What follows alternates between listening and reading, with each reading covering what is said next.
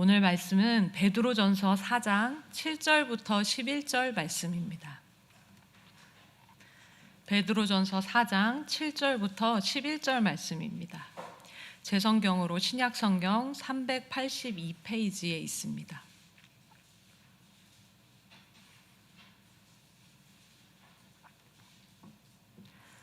베드로전서 4장 7절부터 11절 말씀입니다. 다 찾으셨으면 우리 한 목소리로 같이 합독하시겠습니다. 시작. 만물의 마지막이 가까이 왔으니 그러므로 너희는 정신을 차리고 근신하여 기도하라.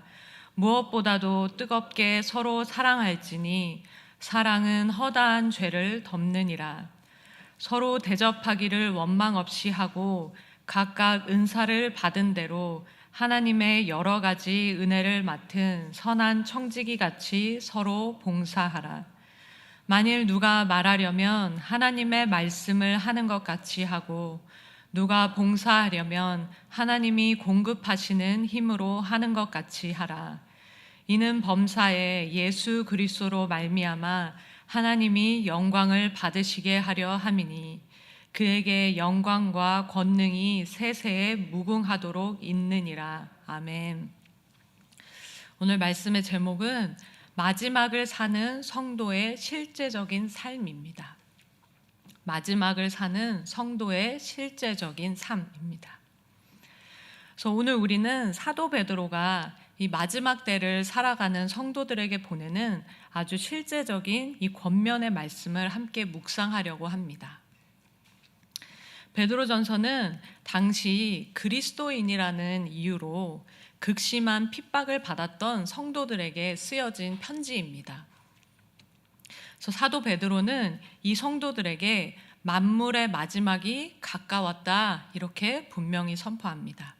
그래서 만물의 마지막이 가까이 왔다는 것은 예수님의 그 재림의 때가 가까이 왔다, 마지막 심판의 때가 가까이 왔다, 이것을 말씀하는 것입니다.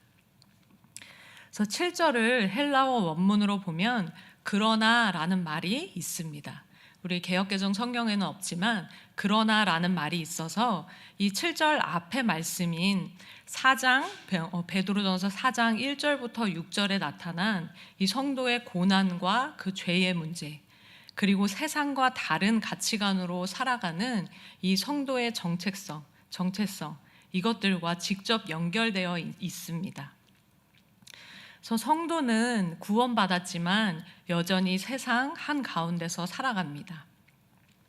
그렇지만 더 이상 육체의 정욕을 따라 살지 않는 하나님의 백성입니다. 그래서 세상은 자신과 다른 이 성도의 삶을 이해하지 못하고 조롱하고 핍박합니다. 그러나 그 모든 상황 위에 베드로는 분명히 선언하는 것입니다. 그래서 만물의 마지막이 가까웠느니라. 그래서 이 말은 그날이 오기까지 그냥 도망쳐 있으라, 그날이 오기까지 그냥 도피해 있으라, 이런 말이 아닙니다. 또는 현실을 버리고 하늘만 바라보라는 그런 말씀도 아닙니다. 오히려 그 반대의 말씀입니다. 마지막이 가까울수록, 만물의 마지막 때가 가까울수록 더 분별력 있게, 그리고 더 경건하게, 더 충실하게 살라는 이 부르심의 말씀입니다. 그래서 신약 성경에서의 이 마지막 때에 대한 가르침은 언제나 우리의 삶을 두렵고 무기력하게 만드는 것이 아니라 오히려 더욱 깨어있게 하고 그리고 더 책임있게 살게 만듭니다. 그래서 우리 7절 다시 한번 읽어보겠습니다. 7절입니다. 시작. 만물의 마지막이 가까이 왔으니 그러므로 너희는 정신을 차리고 근신하여 기도하라. 그래서 베드로는 마지막 때를 준비하는 성도의 그 첫 번째 태도로 정신을 차리고 근신하여 기도하라 이렇게 권면합니다. 그래서 여기서 정신을 차리고라는 말은 그 마지막 때에 대한 잘못된 가르침으로 인한 어떤 병적인 흥분이나 종말론적 열광을 말하는 것이 아닙니다. 오히려 이 헬라어의 의미는 바른 정신, 그리고 건전한 판단력과 같은 이 실제적인 지혜를 말씀하는 것입니다. 그래서 베드로는 현실을 도피하는 이 흥분 상태를 경계합니다. 이 마지막 때에 대한 말씀을 잘못 들으면 이제 마지막 때가 다 왔는데 이제 어떻게 해야 하는가? 나는 무엇을 준비해야 하는가? 하면서 교회 와서 기도만 한다든지 아니면 어떤 이렇게 시골에 가서 내가 농사 짓고 마지막 때를 이렇게 준비해야겠다. 먹고 살 수 있는 것들을 준비해야겠다 하는 이런 잘못된 그런 가르침으로 빠질 수 있다는 것입니다. 그러나 사도 베드로의 이 가르침은 그렇지 않다는 것입니다. 그래서 종종 재림의 때를 예측하고 흥분에 빠지는 사람들이 있었습니다. 그러나 그것은 베드로가 말하는 정신을 차린 상태가 아니라 오히려 병적인 열광에 더 가깝습니다. 그래서 예수님께서는 이 마지막 때에 대해서 비유적으로 말씀하실 때 너희는 허리에 띠를 띠고 등불을 켜고 주인을 기다리는 그 종의 비유를 말씀하셨습니다. 그래서 신실한 종은 멍하니 하늘만 바라보는 사람이 아니라 오늘 자기가 맡은 일들을 성실하게 감당하는 사람이라는 것을 비유적으로 예수님께서는 이렇게 말씀하셨습니다. 그리고 정신을 차리고 근신하라 이렇게 말씀하시는데 이 근신하라는 말은 절제, 마음의 중심을 붙드는 그 태도를 의미합니다. 그래서 베드로는 이 술 취한 것과 대비해서 근신을 말합니다. 술 취한 것과 반대되는 태도로 근신을 말하는 것입니다. 그래서 절제에 대해서 말하는 것입니다. 그래서 성도는 그런 병적인 열광이 아니라 맑은 정신으로 주님과 깊이 교제하는 기도로 살아가야 합니다. 그래서 베드로는 이 정신을 차리고 근신하여 이 두 단어를 기도와 연결을 합니다. 그래서 마지막 때를 사는 성도는 이 기도 없는 근신, 기도 없는 그 절제가 아니라 하나님과 하는 그 기도를 통해서 그 깊어지는 근신, 그리고 기도로 지켜지는 그 맑은 정신을 가져야 합니다. 그래서 기도는 이 현실을 도피하는 것이 아닙니다. 기도는 하나님과 교제하는 그 기도는 오히려 현실을 가장 정확하게 바라보는 그 영적인 시선을 갖게 해줍니다. 그래서 마지막 때를 산다는 것은 더 많은 예언을 아는 것이 아닙니다. 마지막 때에는 이렇게 될 거야, 이렇게 될 거야 하는 이런 정보들, 그런 것들을 아는 것이 아닙니다. 더 많은 종말 정보를 축적하는 것이 아닙니다. 그래서 마지막을 산다는 것은 오늘 하루를 하나님 앞에서 정신을 차리고 근신하여서 깨어 사는 것입니다. 그래서 오늘 이 하루를 주님 앞에서 부끄럽지 않게 사는 것이 바로 종말을 준비하는 이 성도의 삶이라는 것입니다. 그래서 이렇게 그 정신을 차리고 깨어서 기도하라. 하나님과의 그 교제의 관계 속에서 살아가라고 먼저 첫 번째로 말씀합니다. 그리고 베드로는 개인의 신앙 태도를 말한 다음에 곧바로 이 공동체의 삶에 대해서 말씀하십니다. 우리 8절 함께 읽어보겠습니다. 8절입니다. 시작. 무엇보다도 뜨겁게 서로 사랑할지니 사랑은 허다한 죄를 덮느니라. 그래서 마지막 때를 살아가는 이 성도가 이 교회 공동체 안에서 또한 어떻게 살아가야 하는가? 그래서 무엇보다도 열심으로 서로를 사랑할지니 사랑은 허다한 죄를 덮느니라 이렇게 말씀합니다. 여기서 무엇보다도 라는 말은 사랑이 성도의 삶에서 가장 중요한 것이고 가장 핵심적인 것이라는 뜻입니다. 그래서 마지막 때를 살아가는 교회가 반드시 붙들어야 할 것은 어떤 대단한 프로그램, 큰 기도의 어떤 그런 것들이 아니라 바로 사랑입니다. 사랑의 삶. 그래서 여기서 말하는 사랑은 기분에 따라서 움직이는 그런 감정적인 사랑이 아닙니다. 8절에 무엇보다도 뜨겁게 서로 사랑하라 말씀하시는데 여기서 뜨겁게라는 것은 쉽게 식지 않는 사랑, 열심으로 하는 사랑을 말하는데 이것은 끝까지 신실하게 하는 사랑, 변하지 않는 그 사랑을 말하는 것입니다.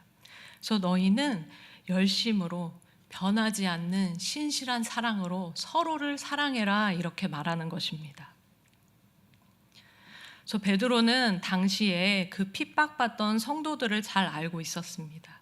교회가 어떻게 얼마나 많은 핍박을 받는지, 당시 소아시아에 있었던 그 교회에 흩어진 그 성도들에게 많은 핍박이 있었는데 그것을 잘 알고 있었고, 그 성도들을 위로하기 위해서, 권면하기 위해서 이 편지가 쓰여진 것입니다.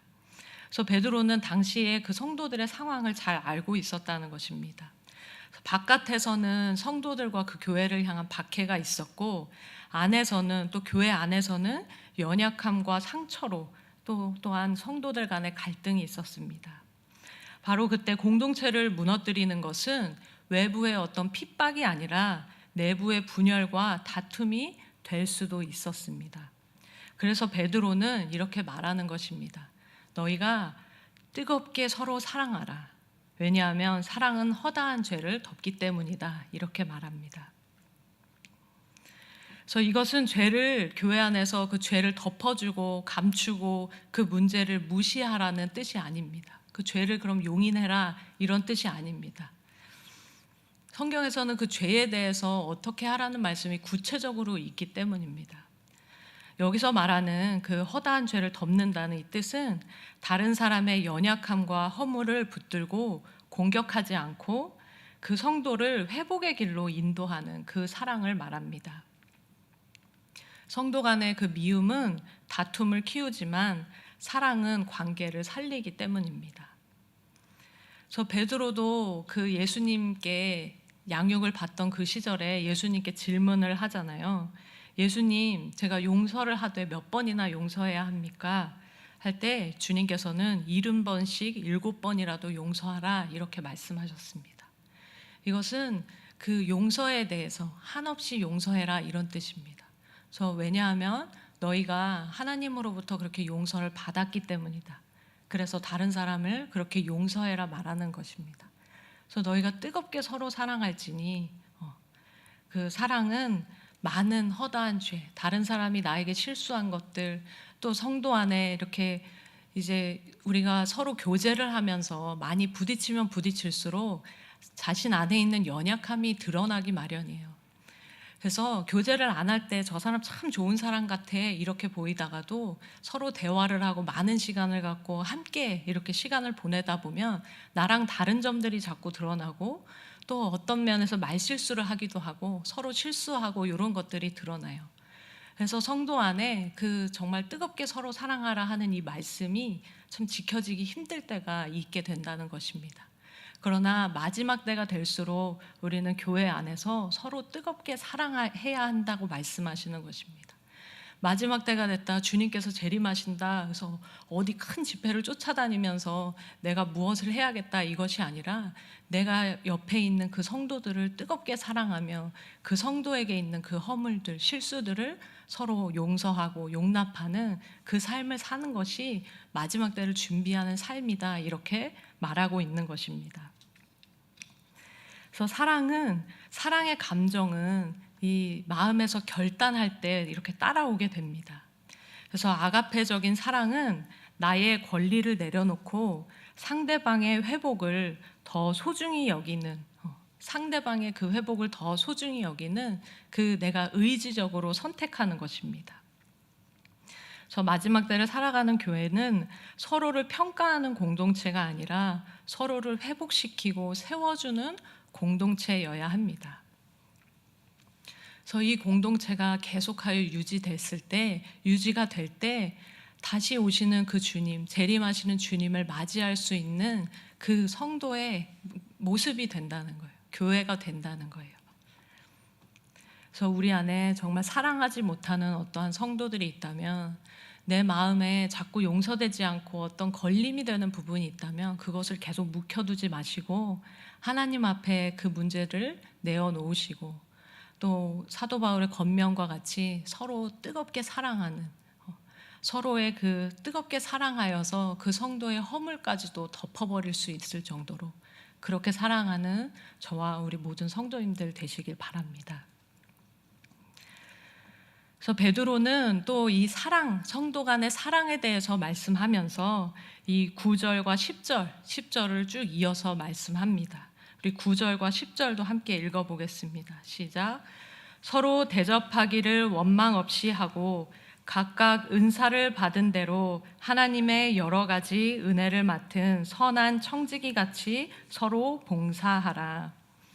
그래서 성도 간에 이 뜨겁게 사랑하는 이 사랑에 대해서 말씀하면서 서로 대접하기를 원망 없이 하라 이렇게 말씀합니다.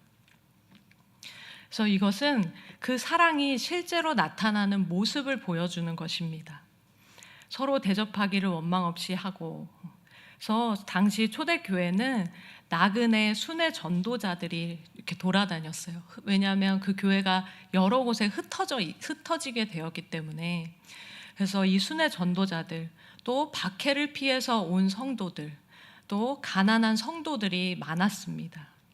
그래서 집을 개방하여서 대접하는 일은 큰 부담이 될 수 있었습니다.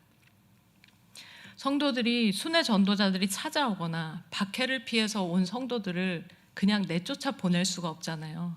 그래서 그런 성도들, 가난한 성도들이 이렇게 올 때 그들을 대접해야 했다는 거예요. 그런데 집을 개방해서 대접하는 일은 우리도 이런 누구를 초대하고 또 각 우리가 구역 예배를 하면서 해보면 알지만 이것이 참 쉽지 않은 일이라는 것을 알 수 있습니다.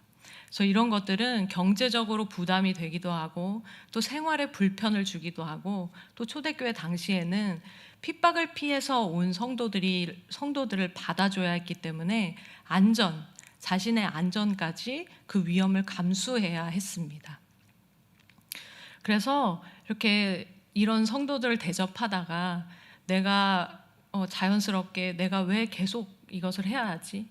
내가 왜 계속 성도들을 대접해야 하지? 이런 원망이 생길 수도 있었다는 거예요. 그래서 여기서 원망이라는 것은 불평불만하는 것, 수군수군 거리는 것, 이런 것을 뜻합니다. 근데 그럼에도 불구하고 베드로는 이렇게 분명하게 말씀하는 것입니다. 서로 대접하기를 원망 없이 하라. 그래서 왜냐하면 이것이 서로 뜨겁게 사랑하는 것이라고 말씀하는 것입니다. 그래서 아까도 말씀드렸듯이 이 성도에게 있어서 사랑의 삶이 가장 중요하다고 말씀드렸어요. 그래서 고린도전서 13장에도 보시면 사랑 없이 행하는 그런 말들, 어떤 천사의 말들을 하거나 너희가 어떤 은사를 행한다 할지라도 정말 그 울리는 꽹과리와 같은 시끄러운 소리밖에 되지 않는다. 아무것도 되지 않는다 말씀하셨잖아요.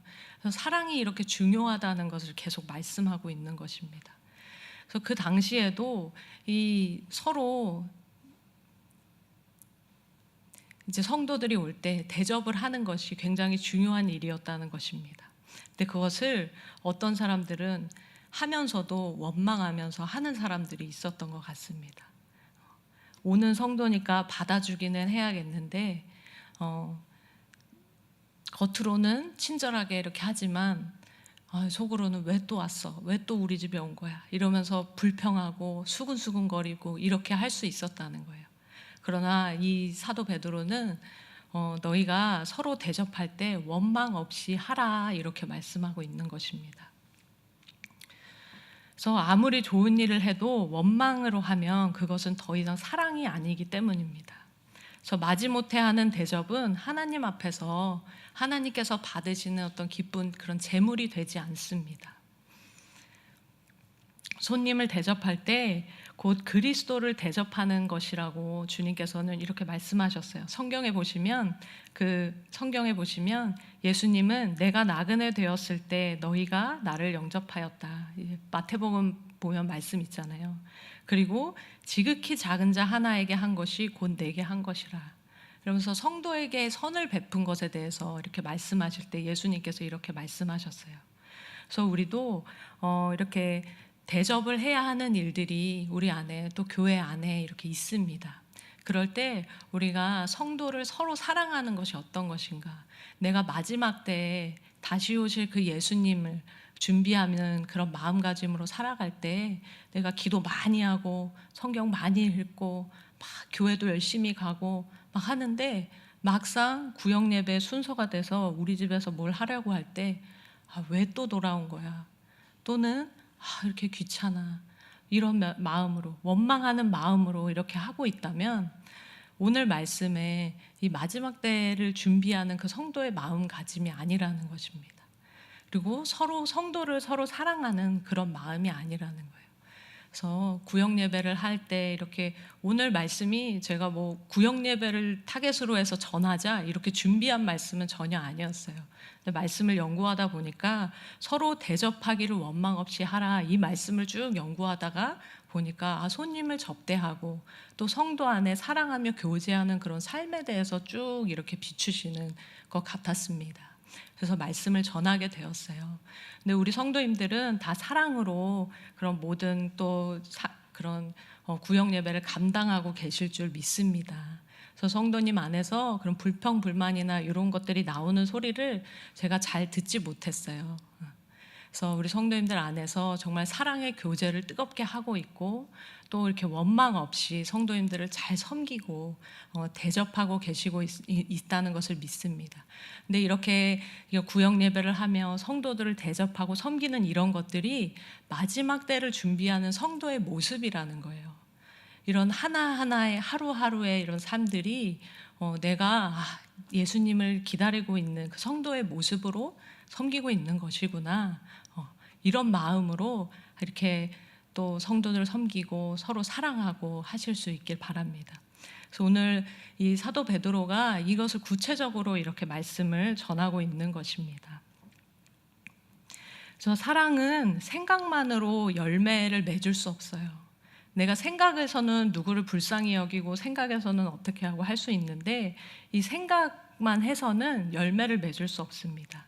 그래서 이런 사랑은 서로 교제하는 그런 식탁에서 나타나고 또 손님을 맞을 때 문을 열어주는 그 자리에서 사랑이 드러나고 또 내 시간을 내어주는 그런 과정에서 사랑이 드러나고 그 가운데서 사랑의 열매가 맺히는 것입니다.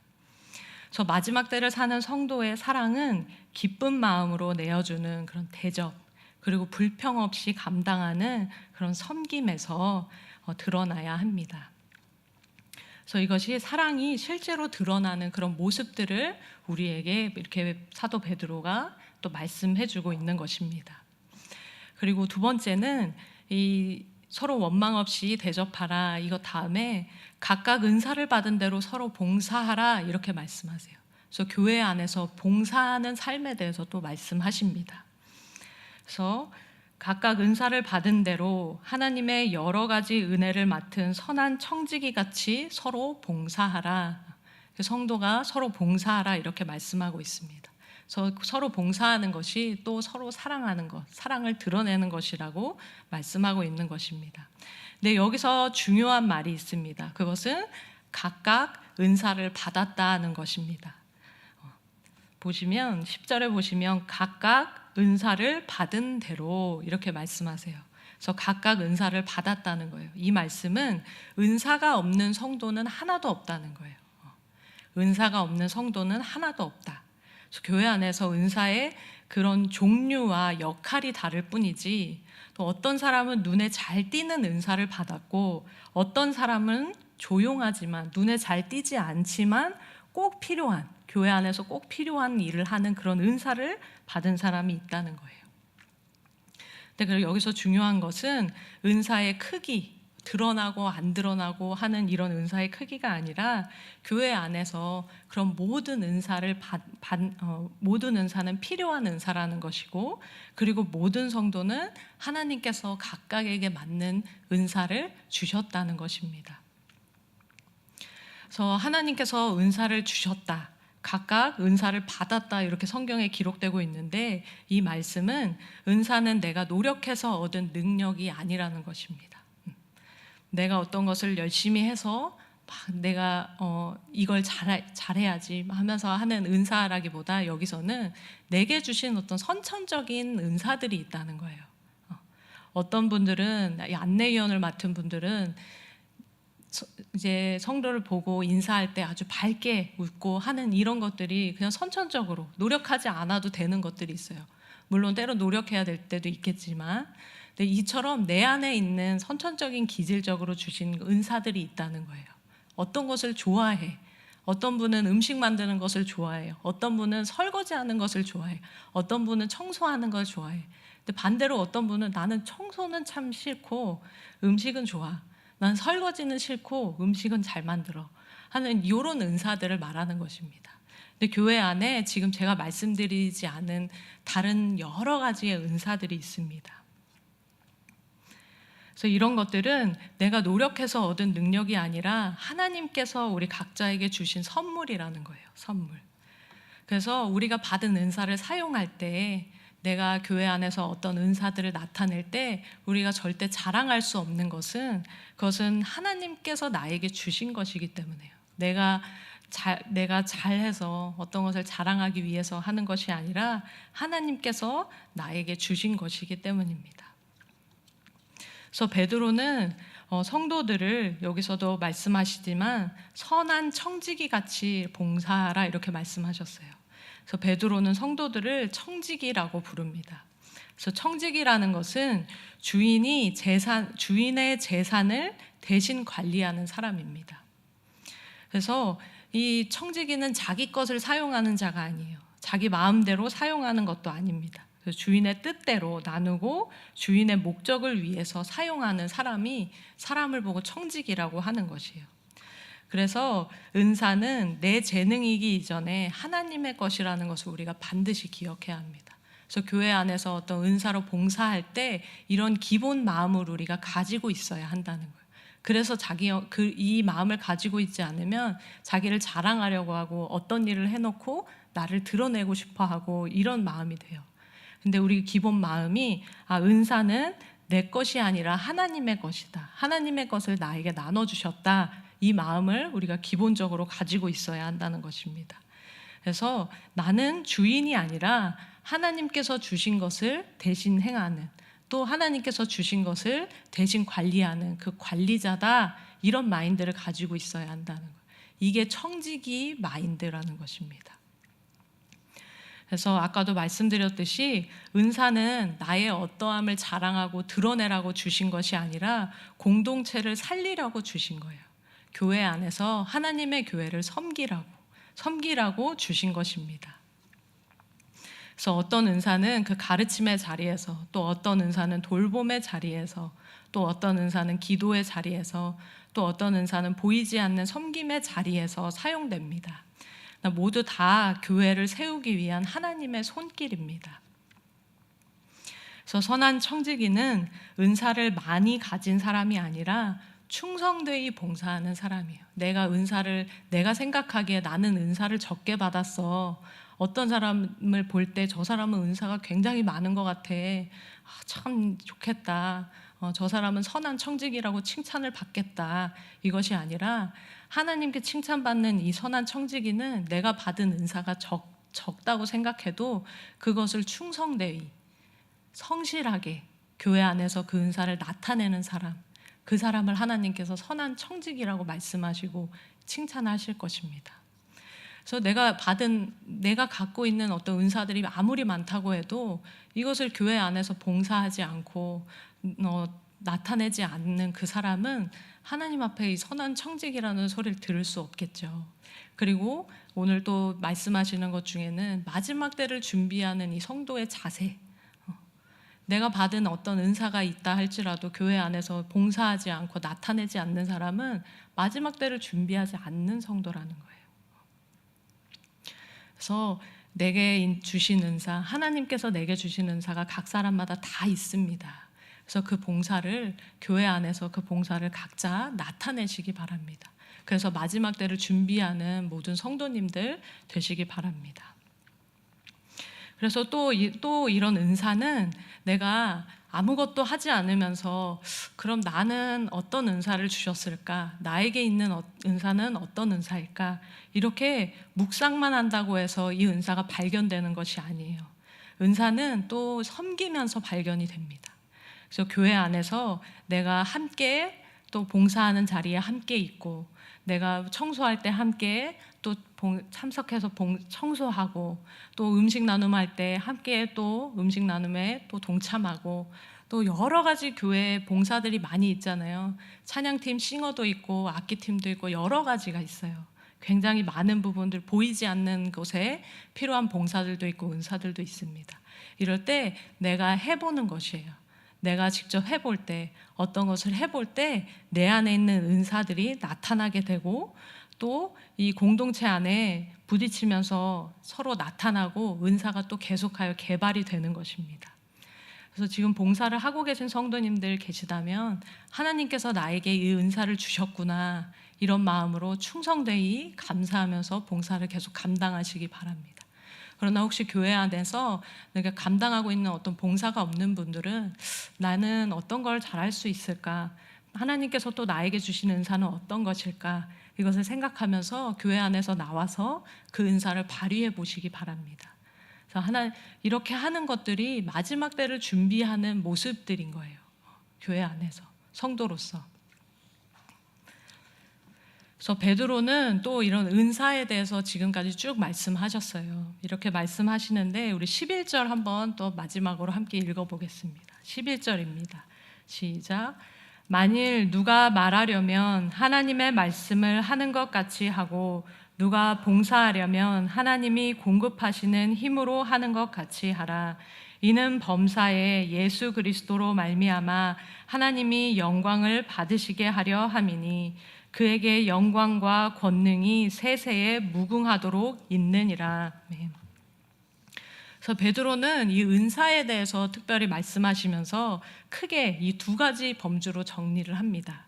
첫 번째는 말하는 은사에 대해서, 그리고 두 번째는 봉사하는 은사에 대해서 말합니다. 그래서 말하는 은사를 가진 사람은 어떻게 해라, 이렇게 말씀합니다.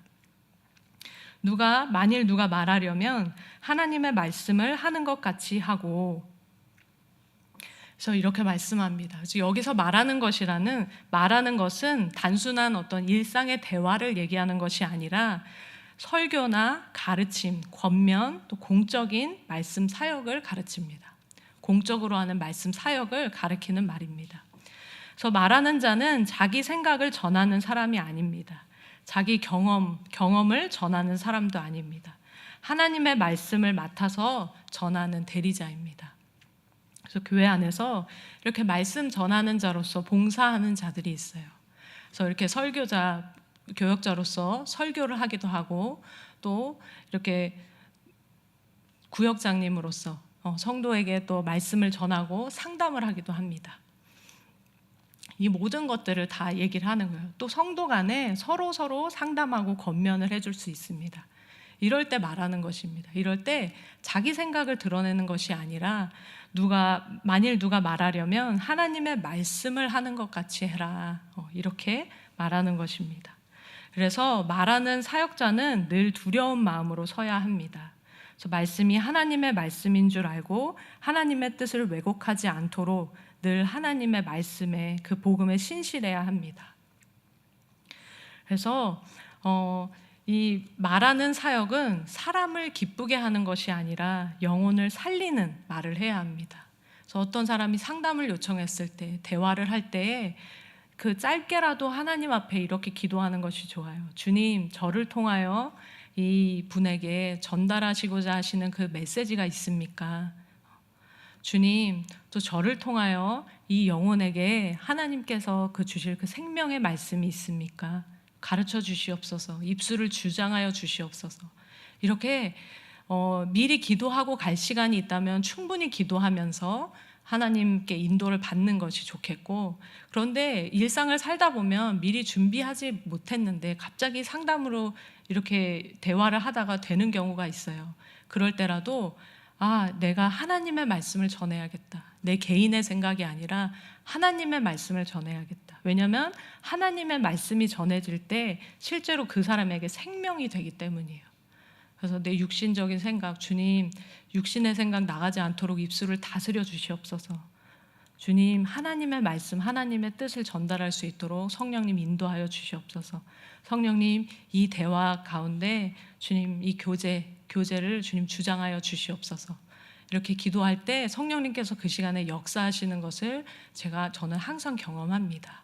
그래서 제 안에 어떤 지혜로운 말들이나 어떤 생각들이 없었는데도 이 기도를 하고 대화를 쭉 하다 보면 상대방이 생명을 얻게 되는, 또 해답을 찾게 되는, 이런 일들이 굉장히 많아요.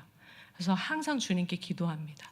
그래서 교회 안에서 누가 말하려면 이 공적인 말씀 사역을 하는 이런 모든 분들은 반드시 하나님의 말씀을 전하는 통로가 되게 해 주시옵소서. 이런 마음으로 기도하면서 이렇게 사역을 하시기 바랍니다. 그리고 두 번째는 누가 봉사하려면 하나님이 공급하시는 힘으로 하는 것 같이 하라, 이렇게 말씀하세요. 그래서 여기서 봉사하는 것은 교회 안에서 여러 가지 봉사를 뜻해요. 말씀 사역 외에 굉장히 많은 봉사들이 있죠. 그래서 구제하는 것, 또 병자를 돌보는 것, 또 이렇게 교회의 실무를 감당하는 어떤 모든 섬김들, 그 모든 청소와 뭐 음식 봉사, 이런 저희 하다 이렇게 세탁을 해오는 것부터 해서 많은 것들이 있어요. 이런 모든 봉사를 뜻합니다. 그래서 우리는 흔히 이렇게 생각할 때가 있어요. 그래서 봉사는 그냥 내가 그냥 몸을 쓰면 되는 거지, 내가 조금 더 수고하면 되는 거지. 그래서 말씀 사역을 하시는 분들은 하나님의 은혜가 필요하겠지만 이 봉사는 그냥 내가 하면 되잖아, 몸으로만 하면 되는 거 아니야, 이렇게 가벼운 마음으로 할 수도 있습니다. 그러나 사도 베드로는 이렇게 분명히 말씀하세요. 봉사도 반드시 하나님의 힘으로 해야 한다. 누가 봉사하려면 하나님이 공급하시는 힘으로 하는 것 같이 하라. 찬양팀 봉사도 싱어를 하는 것도, 악기팀을 하는 것도, 우리가 대걸레질을 하는 것도, 그런 모든 봉사를 할 때 나의 힘으로 하는 것이 아니라 하나님의 공급하는 힘으로 하는 것 같이 하라. 그래서 봉사하기 전에 나와서 우리가 기도하잖아요. 주님, 사명을 감당할 수 있는 은사와 능력을 부어 주시옵소서. 주님, 실수하지 않게 해 주시옵소서. 이런 기도들이 다 하나님께서 나에게 주시는 그 힘, 공급하시는 힘으로 한다, 내가 주님을 의지함으로 한다, 이런 것들을 이제 나타나는 것입니다. 그래서 자기 힘으로만 봉사하면, 왜냐하면 지치게 되기 때문입니다. 자기 힘으로 봉사하면 어떤 것을 계속 하다가 왜 나만 하고 있어? 나만 어려워? 나는 또 피곤해? 이러면서 그 원망이 생기게 돼요. 그리고 다른 사람들의 봉사랑 때로는 비교를 할 수도 있게 됩니다. 저 사람은 앞에 드러나는 멋있는 봉사하는데 나는 뒤에서 보이지도 않는 봉사만 해. 이러면서 막 비교를 하게 된다는 거예요. 그러나 하나님의 그 힘으로 봉사하면 오래 감당할 수 있습니다. 하나님께서 그분에게 맡기신 그 봉사라면 주님께서 그분에게 감당할 수 있는 힘도 반드시 주시기 때문에 그 기쁨을 잃지 않고 봉사를 계속하여서 할 수 있게 됩니다. 그래서 봉사는 나의 어떤 노력과 나의 어떤 감정으로 하는 것이 아니라 하나님의 은혜로 하는 것입니다. 그래서 우리가 봉사를 시작하는 것도 중요하지만 끝까지 이제 충성되게 지속되기 위해서는 오직 하나님이 주시는 그 힘으로 감당을 해야 하는 것이 중요합니다. 그래서 봉사는 내가 교회를 위해서 봉사해 주는 거야, 이것이 아니라 하나님이 나를 통해서 하시는 것이다. 하나님이 나를 통해서 당신의 일을 하는 것이다. 이런 마음을 가지고 봉사를 해야 합니다. 그럴 때 우리는 교회 안에서 봉사하면서 생색내지 않게 돼요. 내가 이런 걸 했어, 내가 저런 걸 했어 하면서 스스로를 높이지 않게 돼요. 그리고 때론 어렵고 또 피곤하고 막 체력적으로 부담이 있을 때라도 낙심하지 않게 됩니다. 그럴 때 이 하나님께서 우리의 봉사를 통해 주님께서 영광을 받으시게 되는 거예요. 그래서 11절 뒷부분에 보시면 이는 범사에 예수 그리스도로 말미암아 하나님이 영광을 받으시게 하려 함이니 그에게 영광과 권능이 세세에 무궁하도록 있느니라. 그래서 이렇게 교회 안에서 무엇보다 서로 뜨겁게 사랑하고 또 서로 대접하기를 원망 없이 하고 또 각각 은사를 받은 대로 교회 안에서 선한 청지기 같이 서로 이렇게 봉사를 할 때 하나님께서 주시는 힘으로 감당할 때에 하나님께서 영광을 받게 되신다는 것입니다. 그래서 오늘 말씀의 또 이런 핵심은 이 사도 베드로를 통해서 이 마지막 때를 준비하는 성도의 그 삶에 대해서 함께 또 나누고 있지 않습니까? 그래서 베드로는 마지막을 준비하는 특별한 행동을 가르쳐 주지 않았습니다. 그래서 어떤 신비한 의식이나 극단적인 준비를 말하지 않았습니다. 그는 아주 평범하지만 너무도 본질적인 그 삶에 대해서 우리에게, 또 성도에게 말씀하고 있는 것입니다. 또 특별히 그 그리스도인들에 대한 고난, 그리스도인들에 대한 핍박이 극심한 그때에라도 이러한 삶을 꾸준히 살아가라고 말씀하는 것입니다. 그래서 정신을 차리고 근신하여 기도하라고 말씀하셨고, 무엇보다도 뜨겁게 서로 사랑하라고 말씀하셨습니다. 그리고 원망 없이 서로를 대접하고, 또 받은 은사로 서로 봉사하고, 또 말하는 자는 하나님의 말씀처럼 하고, 봉사하는 자는 하나님께서 공급하시는 힘으로 하라, 이렇게 말씀하셨습니다. 이것이 마지막 때를 사는 성도의 삶입니다. 그래서 이것이 핍박 속에서도 무너지지 않는 그 교회의 길입니다. 그래서 이것이 재림을 기다리는 성도의 가장 건강한 준비입니다. 어떤 특별한 일을 하는 것이 아니라 교회에서 성도를 서로 사랑하고 또 맡겨진 봉사를 주님의 힘으로 감당하는 것. 그래서 이 하루하루를 기도로, 사랑으로, 섬김으로 채우는 것이 바로 우리가 서 있어야 할 이 종말의 자리입니다.